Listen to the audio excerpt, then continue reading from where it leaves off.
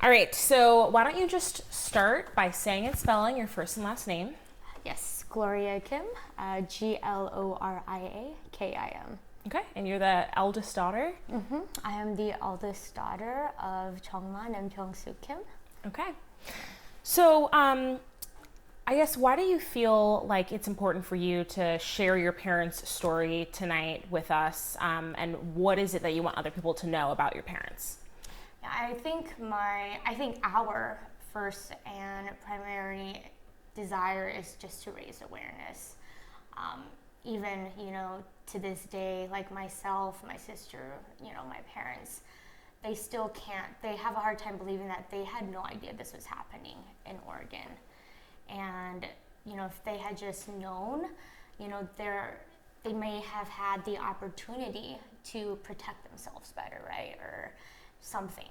But they had no idea. No one was talking about it. There's no word about it, like amongst the Asian community even, no gossip, nothing in the media. And so they were like just absolutely shocked and floored that this was happening in a place that they had been living in, for 45 years and always thought was really safe.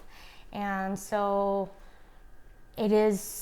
I don't particularly love having to talk about this and share this story, but I don't know how else to raise awareness and to hopefully maybe be able to help someone else avoid this traumatizing, heartbreak that my family has had to go through.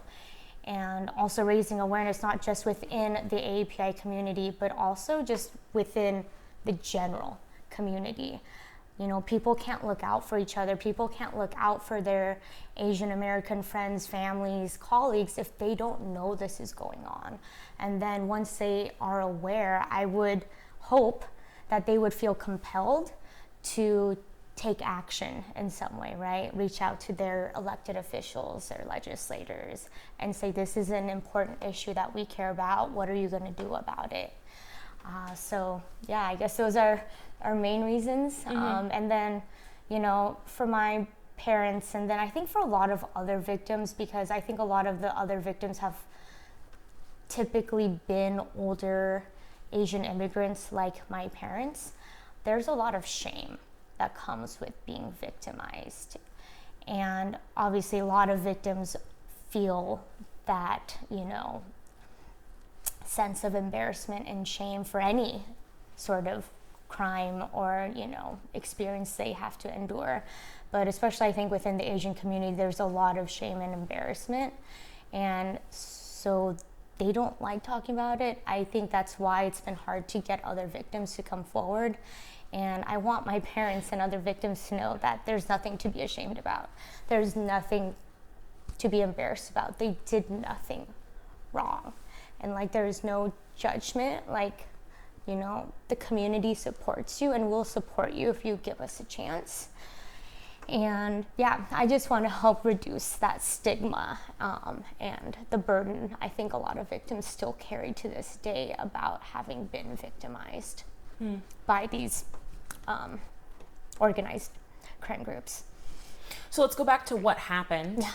So when were they burglarized, and how did you find out about what happened? August 6th is when it happened. Happened in broad daylight. My parents didn't know until they came home around 8-ish, 8:30, which is when they typically come home. They commute every day from Eugene to Corvallis for work. So they're usually out of the house, 7:30. They don't get home till 8:30. And when they came home, the door was wide open. And it was very, everything was ransacked. You see how neat my mom keeps and tidy. My mom keeps the house. She loves keeping things clean and tidy. And they were absolutely horrified to come home and just see everything was upturned. So all of those drawers and shelves and everything? Every drawer was pulled out, all of their clothing pulled out, pockets turned inside out, everything was turned inside out. It was absolutely ridiculous. And the community service officer who responded to the scene, she said she was also shocked at just how ransacked the place was. Like, they were so thorough. Every cabinet, they had taken everything out, just nothing was untouched. Like, they were extremely thorough. So what was taken? A lot of heirlooms. My parents did have their savings in safes at the home. There was a safe taken. There was a safe that they could not carry out because it was too big, so they had tools that they brought with them, pried it open, and took everything. So how did you find out about it? Did they call you, and what was your reaction being, not that far away, but not in the same state? So my parents were so ashamed, they did not even tell me for several days. So I didn't find out until Friday afternoon. So about, almost 2 days later. And I thought they were joking at first. I thought they were joking that there had been a robber. I thought they were making a joke about someone in the family. I don't know. I it just didn't register, because I was like, what? This is Eugene, Oregon. Like, what do you mean the house was burglarized? And that's when they finally told me, and my parents at that point, they still didn't even know everything that had been taken. Like, it was impossible to tell because of the mess that had been left behind. Like, they'd been given this case report to fill out, but they're like, how do we know still, right? Like, what's been taken when everything has been removed and, just shaken out of bags. Like, everything was taken out. And so it was impossible for them to know initially. And that was when I found out, it was Friday, and I was like, have you guys gotten a case number yet? And they hadn't, and I believe they were supposed to get case number like 48 hours or something. So I think 10:30 that night, I called EPD and finally got a case number because no one else had reached out to my parents directly with one. So yes, apologies to the poor person working the desk at 10:30 at EPD, but they were able to get me a case number. And that's when my younger sister, Heidi Kim, she then flew back from overseas. And she did a lot of the initial legwork with trying to get EPD to start, doing something with the case. She went multiple times directly to the station. She started canvassing our neighborhood herself and got video footage from neighbors of some of the vehicles that were used and things like that. Wow. Could you guys share that with us, possibly? Yeah. Or is it in evidence? I think some of it definitely was used for evidence. But we actually were able to get footage from our neighbor across the street. We have family that live next door as well. So this happened in broad daylight while our family was next door. That is how brazen they are, but also like how sophisticated they are. I think as we found out more details, it was really scary to learn how sophisticated and organized they were. Like, they weren't just some 2-bit, druggie off the street. Like, they had been watching our parents, because we did see footage of a car after what is assumed the burglary was over, someone pulling something out of one of their hedges. 99% certain it was a camera that had been watching, because it was facing the front door. And they knew somehow to come that day when my mom also was at the store, because she doesn't go every day to the store with my dad. So they clearly figured out our parents' schedule, and that is what Do you know chose. how long they were watching? Not sure. I think that's the scary part also. Another scary aspect is not knowing how long they were surveilling and watching my parents for. I feel like that counts as stalking, but we don't know though how long.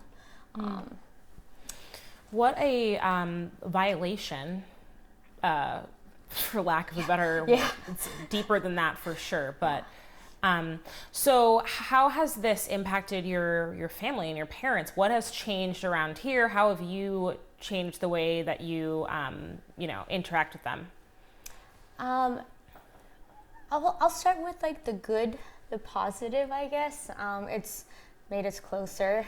Obviously, I come home more. I should have been coming home more often. And then just slowly through the various interviews, I've also been learning more about my parents.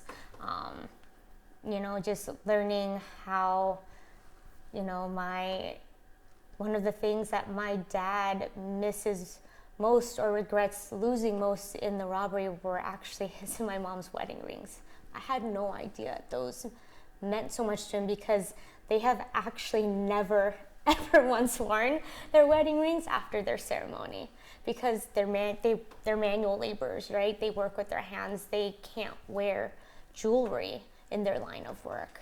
And so after their ceremony, they never ever got a chance to wear, their rings again. And to hear my dad's usually pretty stoic, and to hear him say that was something he really was, heartbroken, losing. Like, I didn't know that about my dad.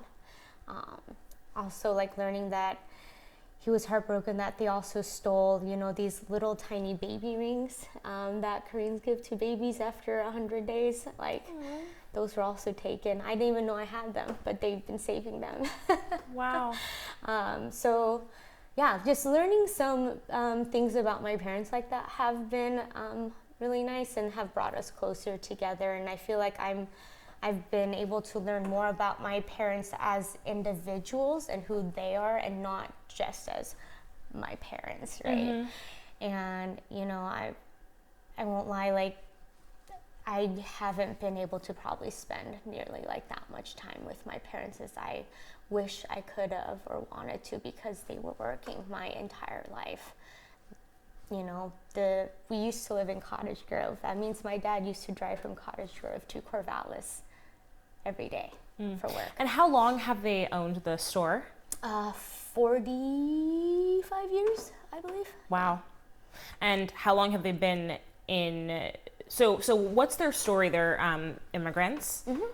When did they arrive in America? From where? And what's kind of their background, if you don't mind? Yeah. So my family's from South Korea. My dad immigrated here when he was younger. I think he said 77. I think. And they first immigrated to Kansas City, Missouri, around there. And they lived there for a bit. And even before my dad was married or had a girlfriend or anything even, he knew like he didn't want to raise family or kids there. Wasn't the environment that he wanted to raise a family in. And I love this story. He and my younger uncle, the one who lives next door, they got in a car and they drove across the country, visited as many states as they could, and when they came to Oregon, my dad was captivated by how beautiful Oregon was. Like, he saw like the ocean, how green it was, and he's like, this is where like I'm moving to, this is where I'm going to raise my family. So he fell in love with Oregon out of all the states he drove to. And that's beautiful. Yeah.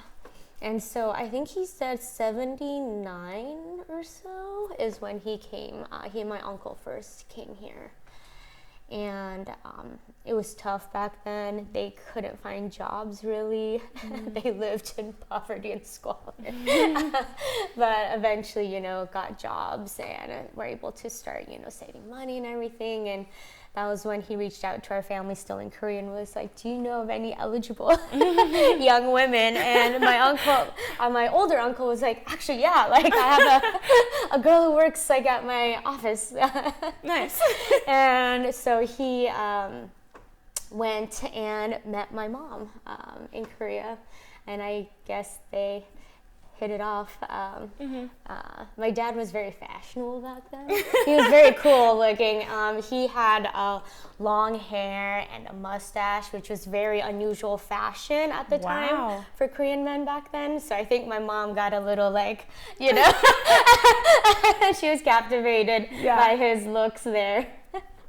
And I have pictures I can show you later. Yeah, definitely. Do you want to grab a tissue? Yes, I'm so sorry. Thank you. Of course. I guess we'll go through, maybe a few more questions, and then we'll pivot to them. And then, I guess after that, and he brought her over. I was born in Springfield. Moved to Cottage Grove. Lived in Cottage Grove most of my life. But I went to U of O, and then lived in Eugene for a few years. So what led them to starting the store? Do you know, or should I ask them? You may have to cut this out if it's wrong. I believe there was a store already, a store that another Asian immigrant had started, and they wanted to sell, and so my family, they bought it. Okay. So and cool. There used to be 2 rice and spices, so they had one in Eugene and they had one in Corvallis. They did sell the one in Eugene to another couple long ago, and they kept the Corvallis one. Okay. So, Okay, so I wonder if one of the Rice and Spice is now one of the other ones in Eugene. No, they are now shut down because it is where the courthouse is. Got it. It does not exist. It was, Okay. Okay. So another element in this is the fact that, business owners and households were targeted specifically because they were Asian, because of their ethnicity. What was your reaction when you learned that was a key component of their operation, this like very sophisticated targeted operation, and how has that impacted the work that you've been doing? I guess also like back to your earlier question of how it's impacted like my family negatively. I guess I didn't cover that but it kind of ties into this as well I think my parents unfortunately lost a lot of faith in just humanity and the community, like in the place they thought was so safe for so long. Because nothing like this has ever happened to anyone we know or nearby, in the area, and so that really shattered, I think, this vision, that this perception my family's always had of Oregon always being safe, because the rest of our family, they moved to much larger metro urban areas like Chicago, New York City, LA, right? And so we always got made fun of for why are you guys in Oregon, right? But my dad was very confident that he made the right decision for the family, to be here because it was safer, supposed to be. And my folks are still terrified, is really what it comes down to. They are still absolutely scared. That is why they don't particularly want to do interviews. They're afraid of retaliation. They're afraid of this organization that we know so little about still. Will send people after them. They're afraid of me showing my face because they're afraid that they'll send people after me. They're constantly worried about their safety, our family's safety, our homes, their home safety, their store safety. They're just always really worried about that, and they are also afraid that they did something wrong to draw this attention, even though it is only based on the fact that they are Asian business owners, which seems to be the common factors for the victims that this organized crime groups choose. But my parents worry that they did something to have drawn attention to themselves other than the fact that they're just Asian. So my parents do not carry around luxury goods or anything like that. They only buy stuff that's on sale at Costco, right? They're very frugal. And so this idea that, these criminals must have targeted you because you look flashy and wealthy is a false false stereotype, false myth. And I think, I hate to say it, but like, I don't think these crime groups are stupid. Honestly, like, I think they're very deliberate and in choosing to target older Asian immigrants who own businesses, because a lot of Asian business owners, the work ethic is that you're gone, you're away from home all day. Like, my parents are proof of that. I know lots of, some other victims have very similar, work ethics where they are gone all day because they are working very hard. And so it pisses me off that they are choosing hardworking older immigrants, because I'm like, that's like the last demographic, that deserves this crap or to have something done to them, because they're already vulnerable. And so, yeah, it really has made me really, really pissed off. That is the demographic and kind of the target that they have opted to go for. Mm-hmm. So you've been doing a lot of advocacy because of your anger, as a result of your anger about the situation.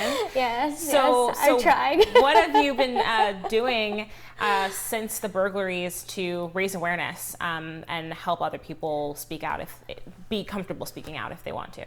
Yeah, I think we're still working on the piece of trying to get other people to feel comfortable enough to speak out, and that was one of the ways I was able to persuade my parents to speak up, because I told them, I'm like, a lot of people are really scared, understandably and reasonably so. Like, someone needs to be brave and take that first step. Like, please, please, please, like, do this for me. So they really were reluctant and did not want to. But they did, and they said it was really nice to hear from a lot of their customers who came in and also told them like they were really brave for telling their story. So I think that's helped my parents a lot feel as if they made the right choice to come forward, even though they also then, on the flip side, still grapple with the shame and the embarrassment, even though I keep telling them they shouldn't, but yeah, it's inevitable, right, that they still feel that way. So what's your work looked like with Asian American Council of Oregon and DA Perosa and EPD? I think so. I guess firstly, I think another reason why these crime groups have been targeting Asians is because there's a lot of false racist stereotypes and narratives that Asians are quiet and submissive and won't speak out. And they're not wrong in that Asians do tend to underreport crimes. A lot of studies do show that. But I am here and working with the Asian American Council of Oregon and others to show that we are not quiet. We will not sit back and allow you to continue to victimize our parents, our friends, families, colleagues, like no more. And so I've been extremely, extremely appreciative of the support and like the partnership and the resources that have been made available from the Asian American Council of Oregon. I don't think I would have been able to do and say as much as I have if they had not made a lot of those opportunities for me and opened a lot of doors for me. And so like being able to work with them and collaborate with them in simply raising awareness in our community alone, like, has been huge. Like, I just couldn't believe how last year basically no one did or said anything. And then now we look today, like just in the last 3-4 months, it started off with, had no idea this was happening, to now a lot of officials and even like, the Lane County commissioners, a board of commissioners, like, they've been issuing statements of solidarity and support, all of which were completely non-existent last year. And so some people may think that's performative, but I think that's a huge, huge step, and is an acknowledgement that people now know about this, because I don't ever want to hear again from another person, I had no idea this was happening. Like, that was just like crushing each time I heard that. And so, yeah, my goal is to be loud, to make noise, and let them know, like, they can't keep coming back to Oregon and expecting nothing to happen again. Because I know, unfortunately, there, you know, a lot of victims from last year, there was no justice, you know, no closure for them. Unfortunately, my parents are most likely going to be joining that group that gets no justice or closure. So I guess on a personal level, this is what I can do for them. And so. So is that according to DA Perosa, that they're not sure who committed the crime because the suspects involved in this burglary are not the 7 suspects that were arrested in September? It's so they, with the current, from my understanding as a common citizen, they are only able to charge them with the crimes that they had physical evidence found. Right. With. Our parents were burglarized in early August. Like, with the way they operate, there is, even if it was them, we don't know, right, if it was them or not. There is no way there was still going to be anything left over from August. Got it. Or even September. I think really the only stuff left over that they had physically were the early October burglaries. So that's a lot of people, who won't be able to receive justice as a result, unfortunately. So what have your conversations with Dave Perosa looked like over the past couple months? I really only met with him the once at his office, and then I got to see him at the ACO, the safety forum, and he's been a great partner. He was so receptive the first time we met, and I was really, really impressed with how receptive and empathetic and understanding he was, and then how quickly he made things happen.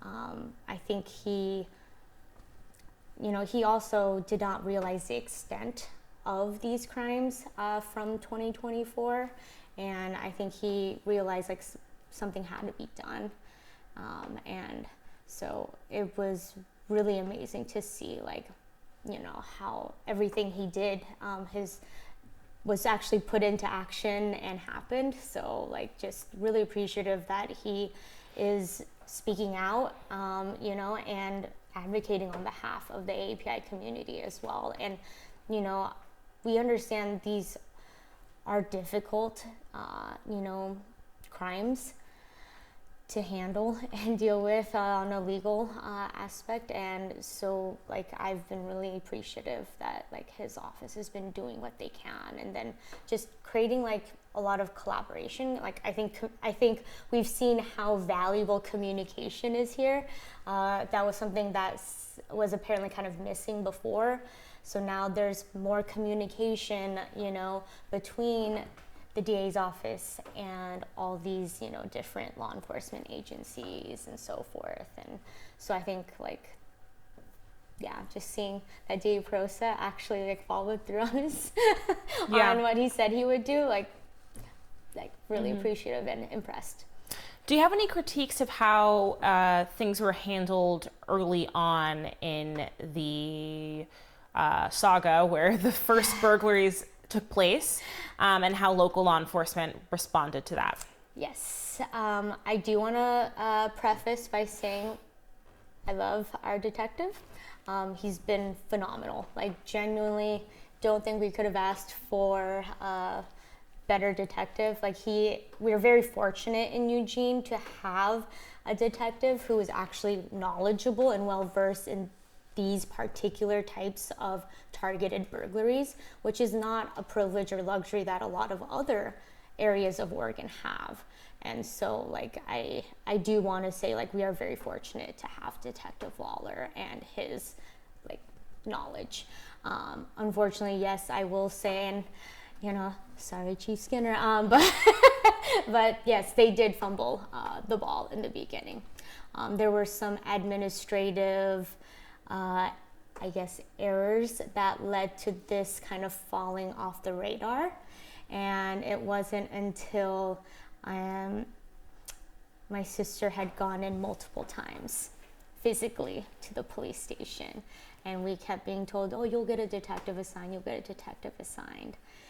And we were not getting a detective assigned, and we're like, how is no one paying attention to this? Not just the fact that it was, you know, a large amount in terms of value that was stolen, but also, you know, we had already learned from the community service officer about the targeted burglaries of Asian homes that had been happening in the past. So we were very confident that this was related. And so we couldn't believe that they were not doing more about it. And for me, I also was like, I wanted to see them put out, you know, a press release immediately notifying the community, like ASAP. I was like, I don't care that's just been one. I was like, people need to be on alert. But that didn't happen until several burglaries later. So I do think that there's room for improvement there. I will say it is still so much better how they've handled things this year compared to last year. But we can always improve, right? Things can always be better. So I do have to give them, you know, kudos for the improvements and the changes that they've made and, you know, being receptive to the feedback.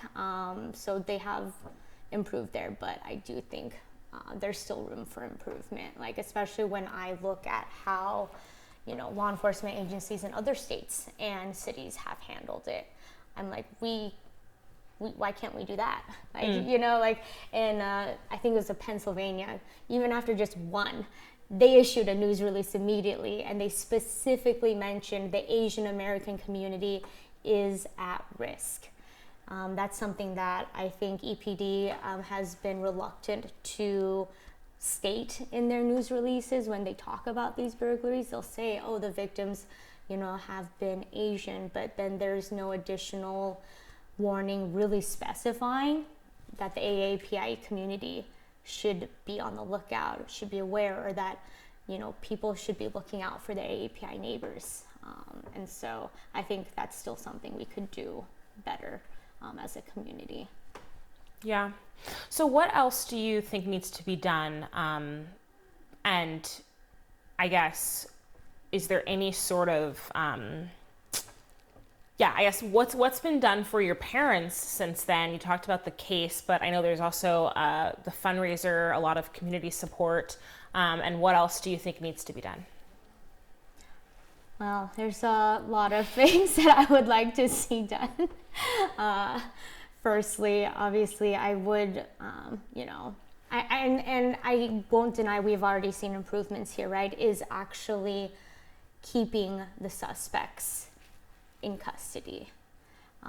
That was something that really broke my heart that I learned about, you know, from last year, earlier this year, was that they were able to post bail, skip town, and so all those victims never got justice. And all the work EPD did was all for naught. Like so Jenny and Jensina are pushing for new legislation that might make it more difficult for criminals of that nature to be released on bail. Do you support that? Oh, 100%. And after that, hopefully we see that come to fruition and get passed and changed. And then after that, I would like for there to be changes in terms of how Oregon considers and defines bias crimes. I think that it is absolutely ridiculous. None of these have been investigated or looked at or considered bias crimes when all of the victims have been of the same ethnicity or like same demographic. And targeted for their ethnicity specifically. Exactly. And I find it disappointing that Oregon isn't there because a lot of other states are charging these crimes, these similar types of crimes, as hate crimes. And so I can't help but wonder, why is Oregon so far behind? You know, actually earlier this year in the state of Washington, they passed a House bill in response to a bunch of targeted Asian home burglaries that had occurred, to make it so that it'd be easier to define those types of crimes and consider them to be hate crimes. because they are racially motivated. You know, like we see, like from a lot of other law enforcement agencies around the country, that the way they're picking out victims varies. Like some of them are scrolling through property records and looking for very obviously Asian sounding names. If that's not racially motivated, I don't know what is. Last year in Oregon, they were following victims home from H Mart. You don't go to H Mart unless you're looking for Asian victims. That's racially motivated. And so I'm not sure, like, I don't know what exactly the laws and definitions of a biased crime are for Oregon. I am not a lawyer, but I would like to see that reformed as well, because, you know, I don't know how one could look at all this and say it's not racially motivated and rooted in racial biases and racist stereotypes. You know, as a matter of fact, like, I know, like, in, I think, January 2025, they caught a couple of guys in the San Jose, California area doing the same thing.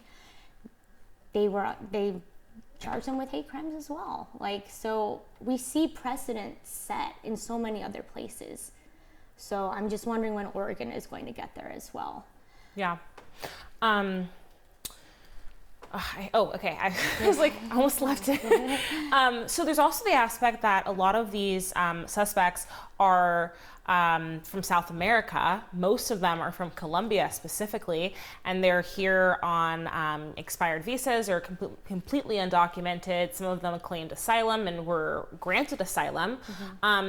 But something that was mentioned in the New York Times article was that it's been difficult for jurisdictions like Lane County to, they've had to be careful about the information they provide to the federal government about the nationality of the individuals, because they're worried about violating their sanctuary policies. Yes.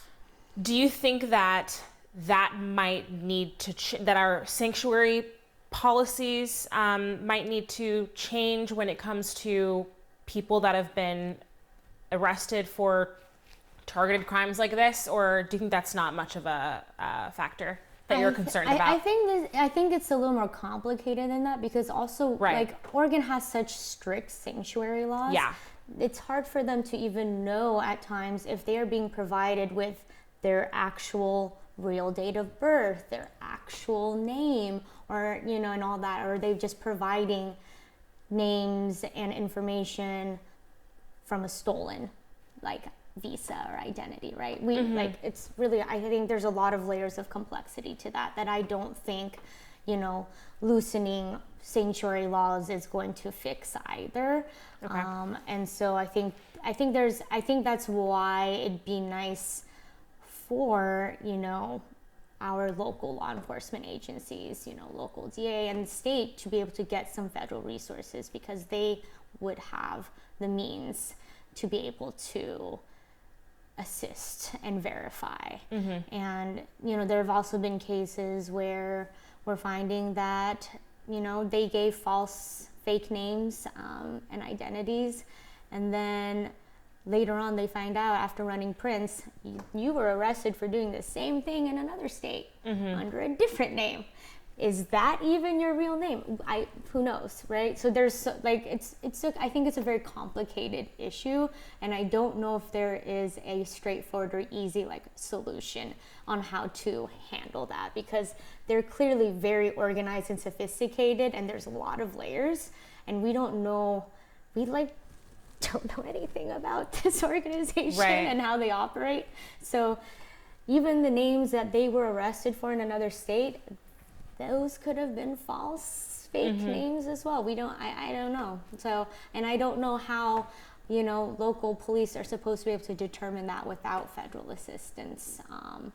And so, yeah, it would just, in general, like, this, because this is an issue that's impacting so many Asian American communities in so many states across the country. Like, I just wonder, when is the federal government going to be more involved in this and acknowledging this is a national issue, a national security issue, and not just, local jurisdictions.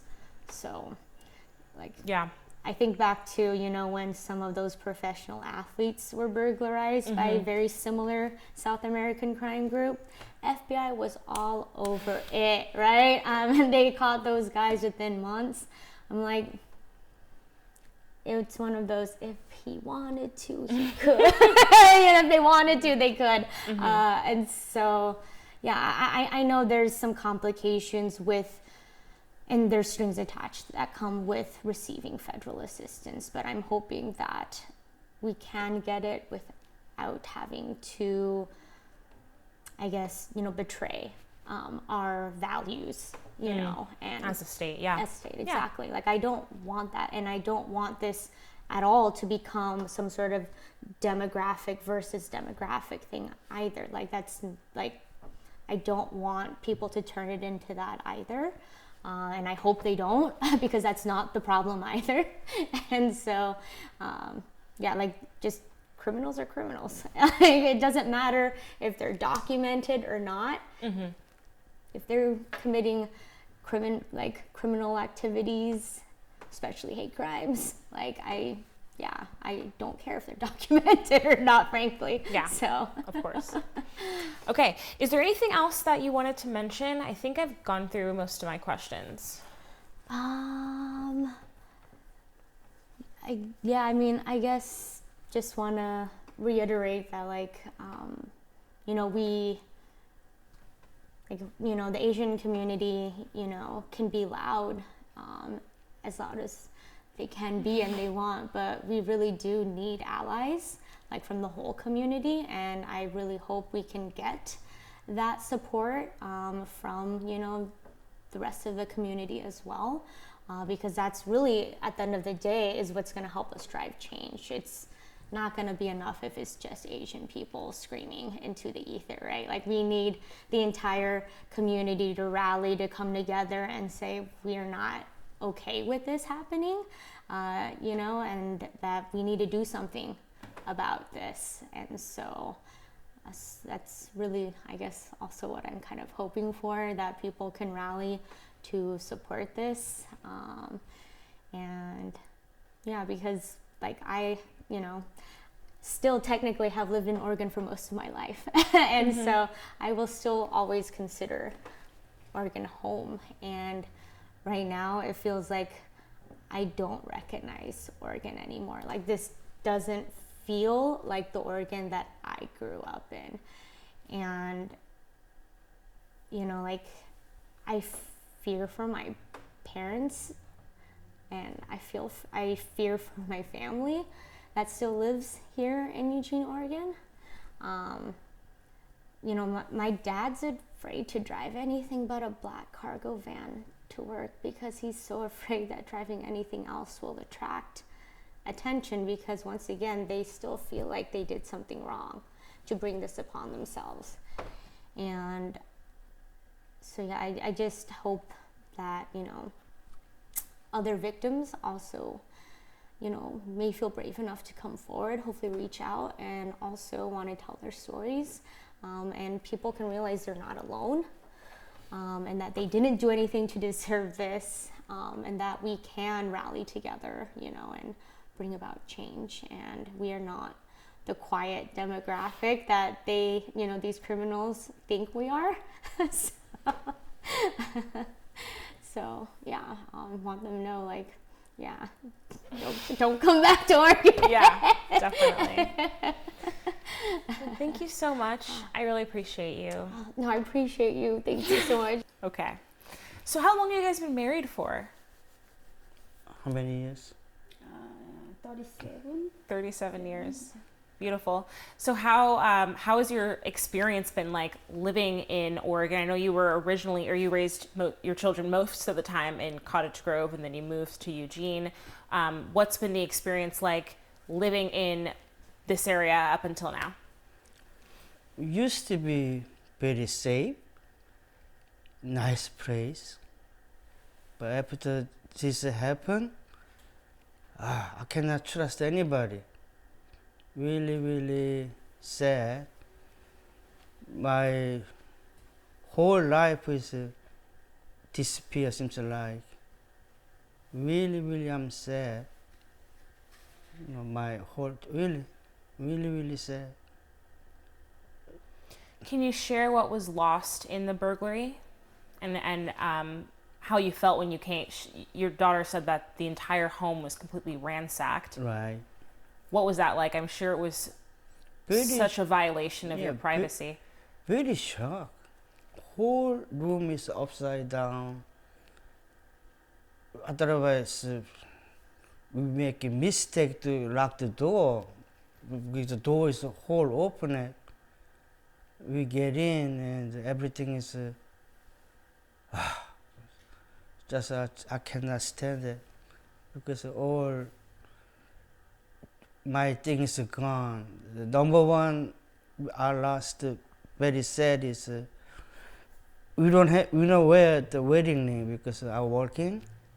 Even they took it, that one too. Really, really angry. That one is number one angry. Not the money, but my wedding ring, her wedding ring. I don't know why those people is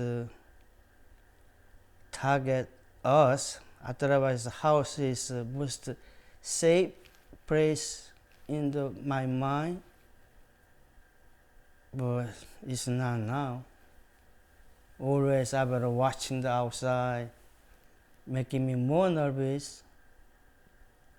So I tried warning to other people, more careful, watch each other next neighborhood. That's number one, because most of them come in daytime. They follow us probably a couple of weeks.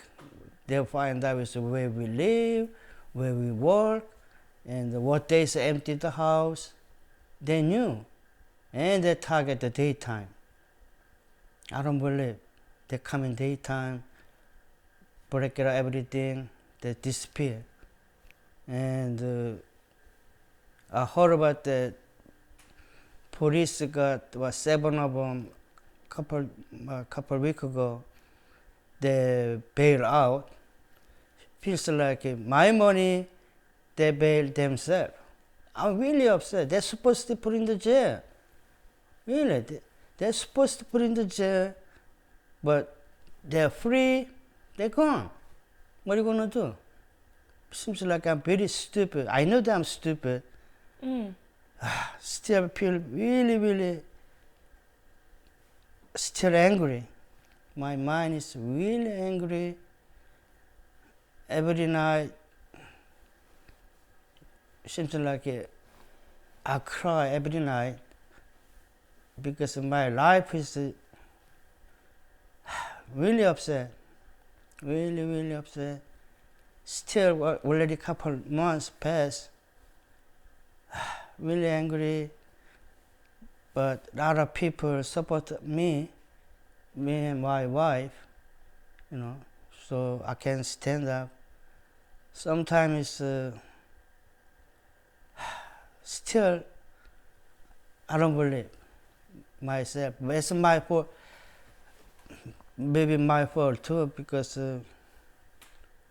I don't know. Well, I mean, how could it have been your fault? It sounds like they smashed through the glass door. Yeah, yeah. So even if it was locked, they would have entered. It seems like they were determined to break in, essentially. I know, but number one thing is, I don't know how they do. The whole house is upside down. I don't believe. I don't know, you saw the picture. Mm-hmm. Really bad. And police, even we cannot get any picture. Waiting for police, but seems like they're not helping them much. I wish more bigger FBI investigating those people, top people, not the bottom people. This is not only Oregon, all United States. those people, I think so, one big group support each other, where is the target, they're teaching how, seems like. Really, seems like. I wish that more bigger people find out the gang leader. That's what I heard about this, what those people is a lot of them, not only me. After us, I know the one guy in Salem, the same problem, and the Eugene other store owner, same problem. So when, right after the burglary, who came to the house to advise you about the burglary and what the next steps were? And then what happened after that? Were you waiting for EPD? How long? okay, happened is August 6th, and police show up after 2 weeks. I think so, August 18, right? 18, yeah, 18, yeah, 18. After 2 weeks, like they come. What are you gonna do? After 2 weeks, nothing left. We asking them is. I think so. We asking one more. We went to the police station. Seems like we bugging them, come to check, and they're coming. Still, I'm upset the police. They're coming early or late, the same thing. But if they're coming more early, I feel much better. Seems like they don't care us. I don't know why, but. So did you file a report that first day of the burglaries? Yes. Okay. Yes, but that's why I'm waiting for next day. Nobody show up. Next day, nobody show up. And we went to August 14. My daughter and I go to the police station, asking the bugging to come look. And they come in 18. That's why still, I don't know. That's the right way or not, but. So was that hurtful to see that the police department didn't come visit the house? So a detective didn't come and visit the house until 2 weeks later. Right. That's why I'm a little upset. And this was not the first burglary in Eugene targeting Asian business owners specifically.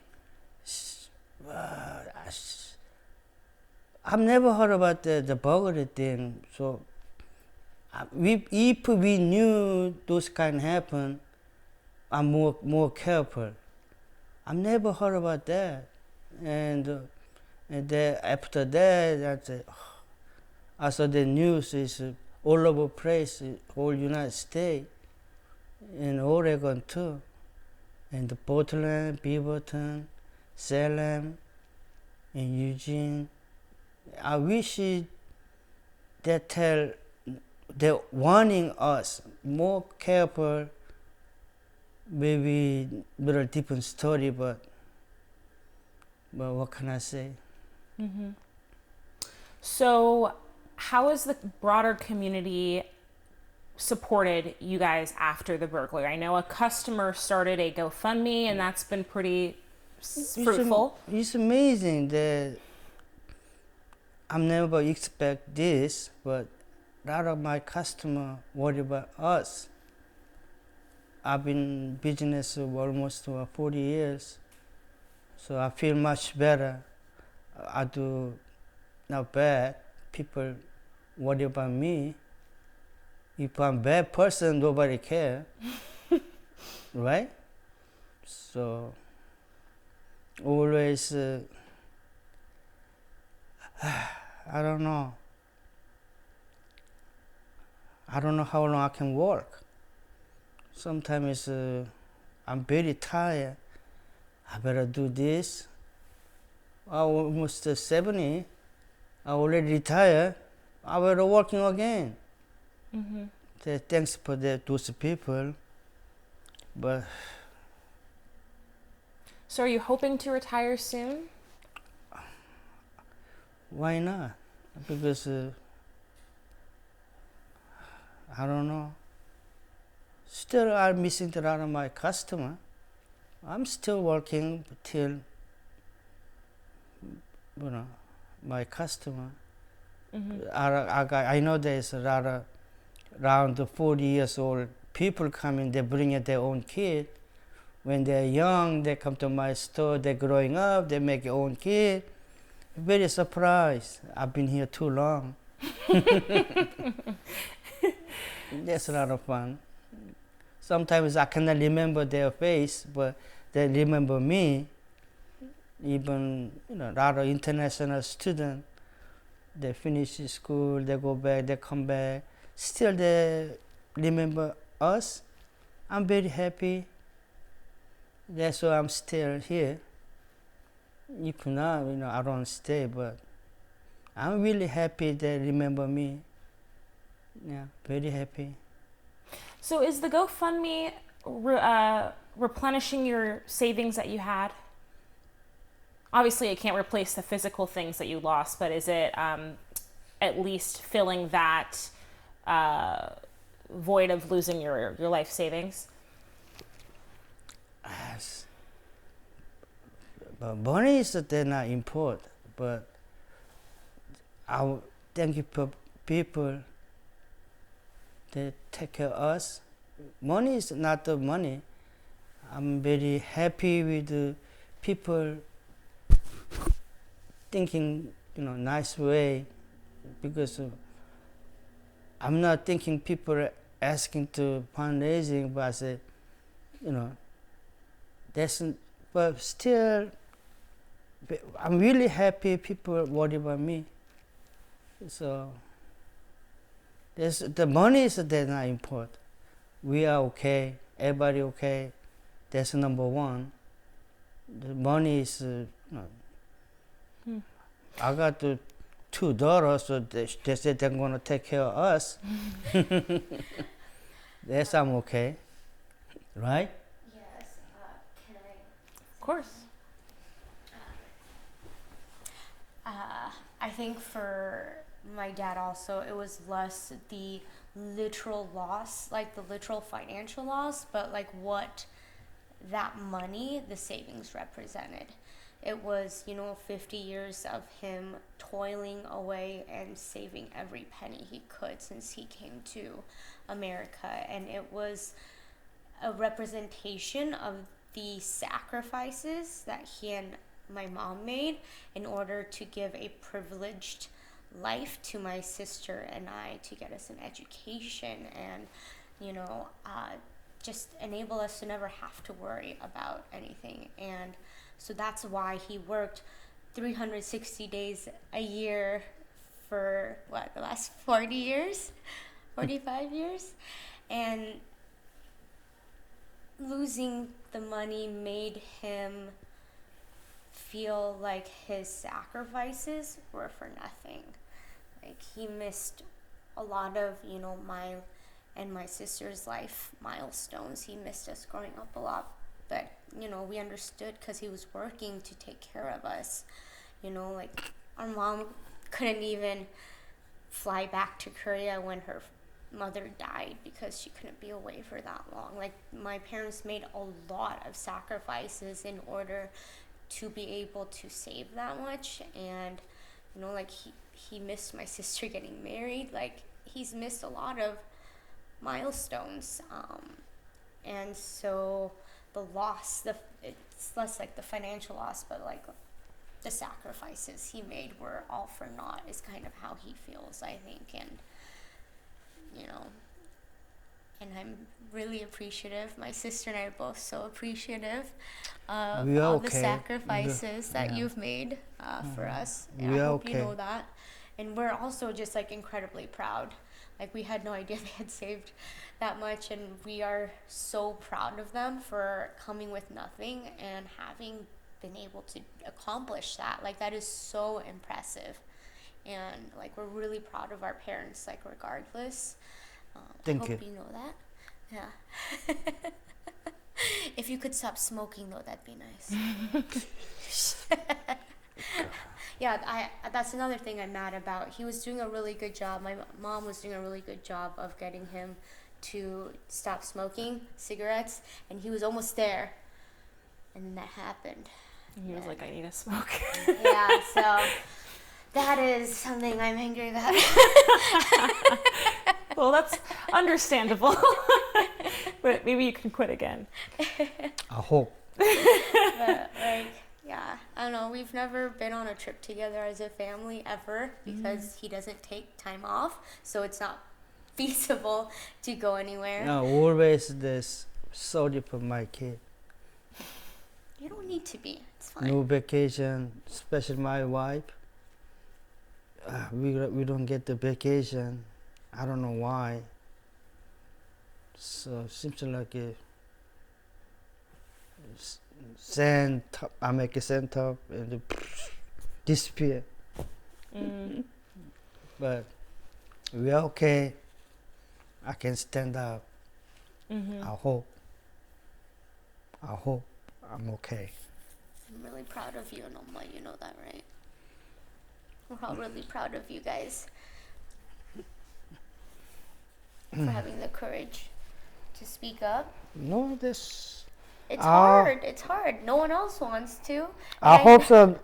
Other people really they better careful.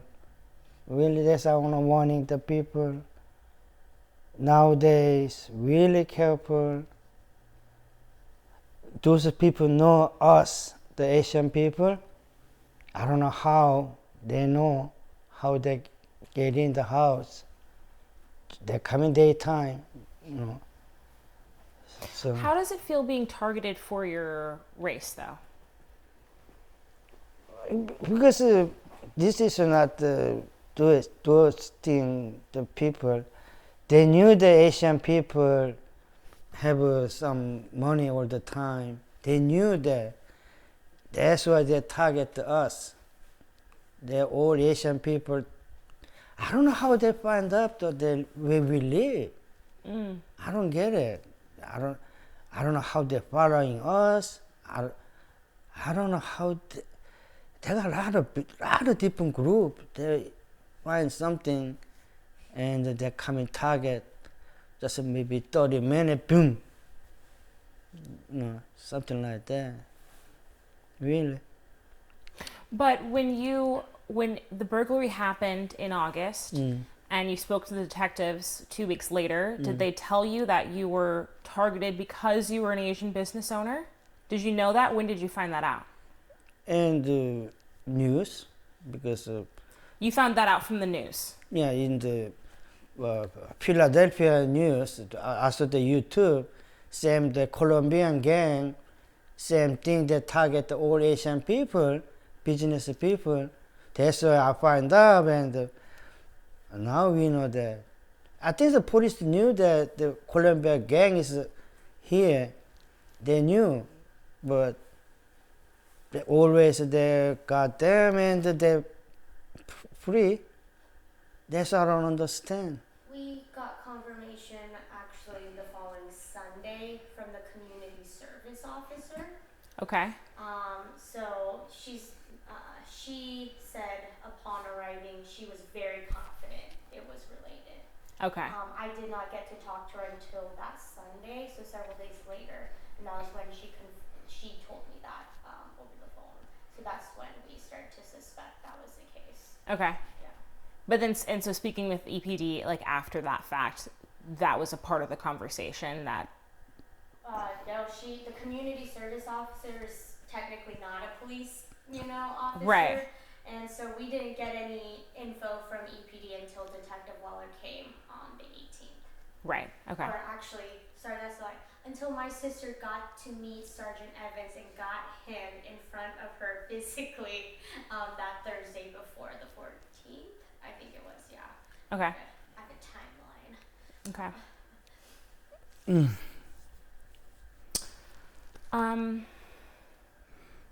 Just trying to make sure I'm not forgetting anything.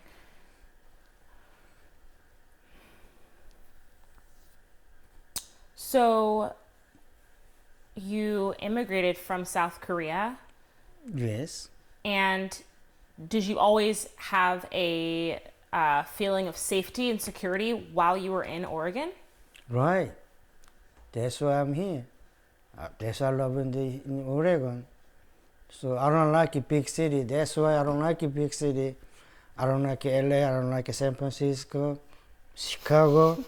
I know that there are big, better opportunity over there. I knew that, but I don't wanna.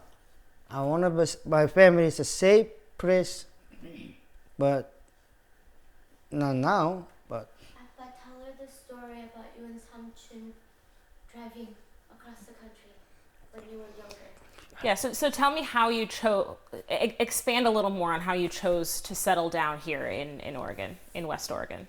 we used to live in Kansas, first the United States of Kansas. I used to live there. We lived 2 years. When that time is I'm 20, very young. I don't speak that much English. We tried to travel to East United States driving, and we went to Washington D.C., New York. But New York is my uncle used to live over there, so that's why we're visiting over there. And we lost bridge some New Jersey and New York, and somehow I saw the map is Niagara Falls. I said, forget about over there. We go to somehow we go to Niagara Falls, something like that. Driving almost about 3 weeks. Okay. Because we are young, and we come back to home, a lot of homesick. So I don't want to smell of ocean. So we driving Kansas to West. Eugene, Yeah. all the way. We went to Florence. I can smell the ocean. Homesick. It's September, very nice weather. I never knew the rain coming in Oregon. I never knew the rain in here. September is beautiful. So somehow we moving to, I can see the tree here.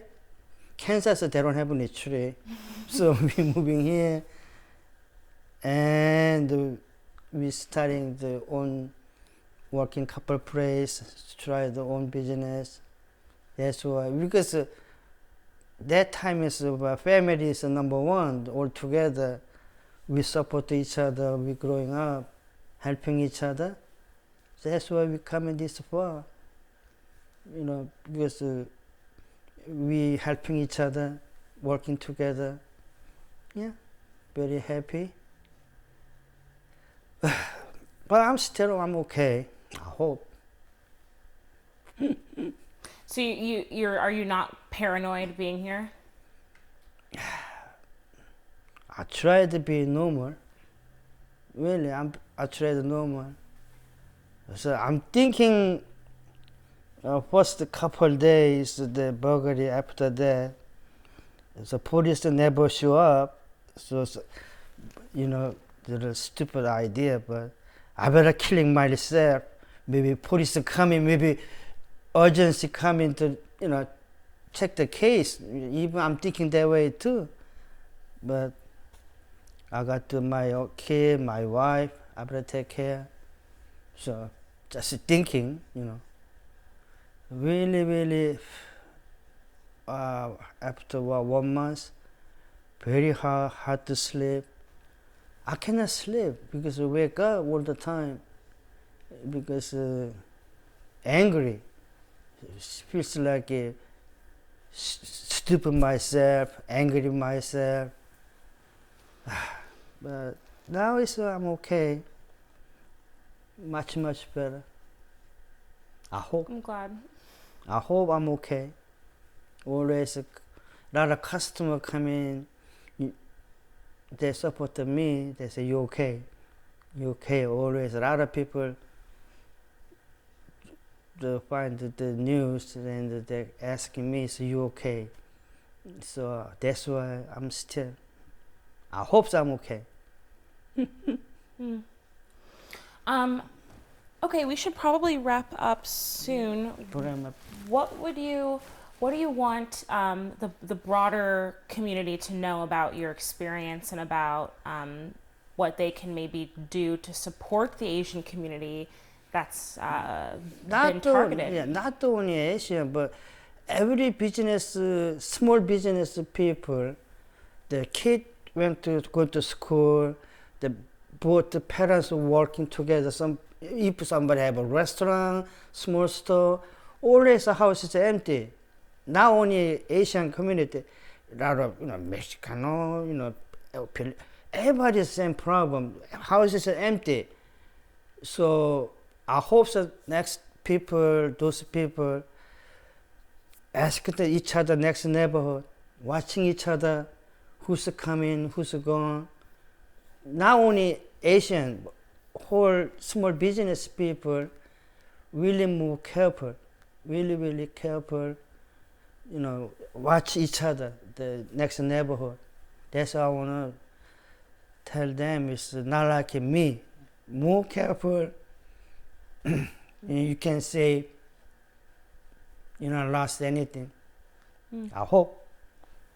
That's why this interview is really, I don't want to do this. I'm a little ashamed because a lot of people some people think I'm stupid. Well, that's your fault. A lot of people thinking same thing.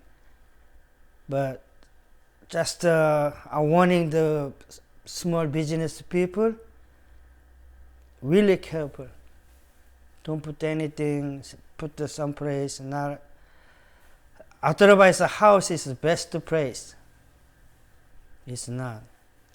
People target. They knew that some people following, bank or whatever, somebody have a business, they got target. So more careful. I hope other people not like me, us. Yeah, and I would say that I think far less people are blaming the victims of this than you would think. 100%. So. No, still I make it that way. That's my fault too. Still angry myself. Right. Yeah, that's still. Which is natural for people that are victimized like this to feel that way. I know that, but I never think about that in my life. This can happen. Right. I never happen like this. I never happen for my business. I never happen bad people. I never met. I'm never bad for the people. Sometimes I say, why not? Why me? Why me?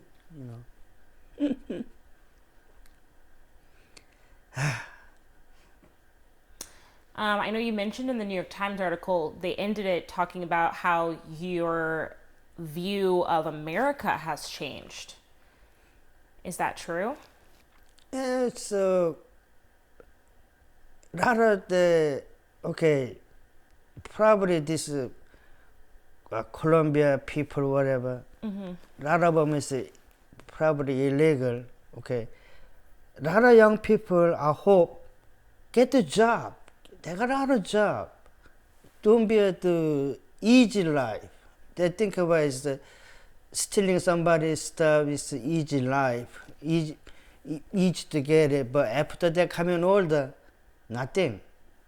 They better work. Everybody work, right? Everybody work. That's why they're earning the money.